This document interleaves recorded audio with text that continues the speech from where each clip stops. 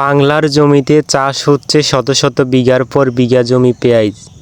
যেখানে আগেরকার বাংলাদেশে পেঁয়াজ আমদানি করা হতো ভারত সহ বিভিন্ন দেশ থেকে, সেখানে এখন বাজারেই পেঁয়াজের বীজ এবং চারা সহ অসংখ্য জিনিস পাওয়া যায়।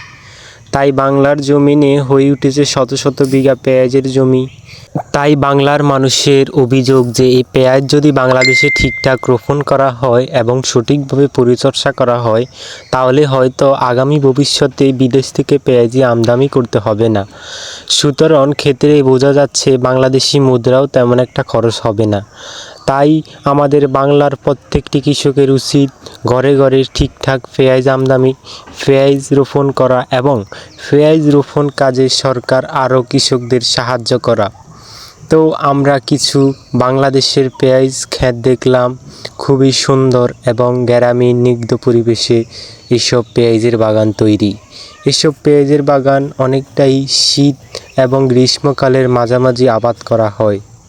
পেঁয়াজ সাধারণত অনেকটা আলুর মতো মাটির নিচে হয়ে থাকে, তাই পেঁয়াজে রোগ বালাইও কম এবং পেঁয়াজ বাংলার জমিনে ফসলের জন্য খুবই উপযোগী। আগে যেখানে সামান্য পরিমাণ পেঁয়াজ বাংলার জমিনে আবাদ করা হতো, সেখানে এখন শত শত বিঘার পর বিঘা জমি পেঁয়াজ আবাদ করে জমিনে। আর এসব বাড়তি পেঁয়াজ পারিবারিক চাহিদা মিটিয়ে বাজারে বিক্রি করে দেওয়া হয়। তো বন্ধুরা, আপনাদের মতামত কি? বাংলার জমিনে কি আজও কি পেঁয়াজের আবাদ করা উচিত, না বিদেশ থেকে পেঁয়াজ আমদানি করা উচিত? কোনটা ভালো আপনারাই বলুন, কমেন্ট করুন।